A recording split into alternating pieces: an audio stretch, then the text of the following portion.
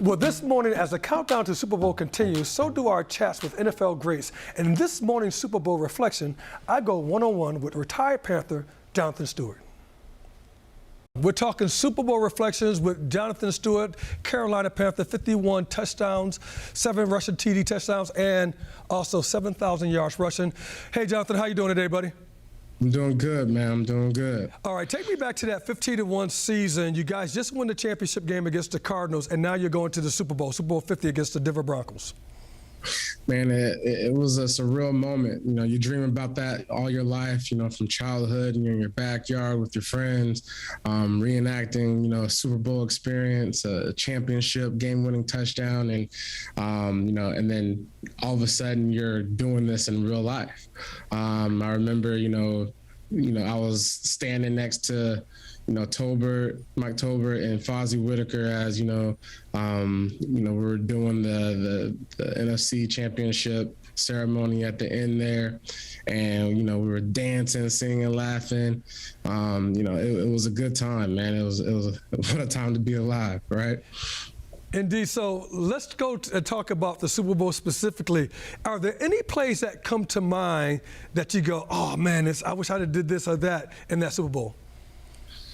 I mean, the only thing I can really think is I wish I didn't get hurt, you know, but, you know, I got rolled up on. I had broke my foot against the Falcons earlier that regular season, and I missed some games, and I came back, and in the Super Bowl, I re-tweaked my foot on a tackle, and, you know, I played through it, you know, which anyone would do. You're in the Super Bowl.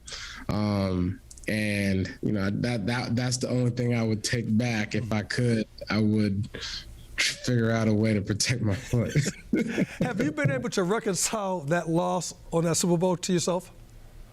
Yeah, it took a while, but I think at the end of the day, man, you know, we have a lot of life to live, and, you know, I've lived a good life, and at the end of the day, football, you know, it's a love of mine, and I got an opportunity to score in the Super Bowl. I got an opportunity to be in the Super Bowl with the people in that locker room that I love so dearly, and you know, I wouldn't, you know, trade that for the world. You know, at the end of the day, you can't go back in time, so there's no reason to, you know, sit in the salt.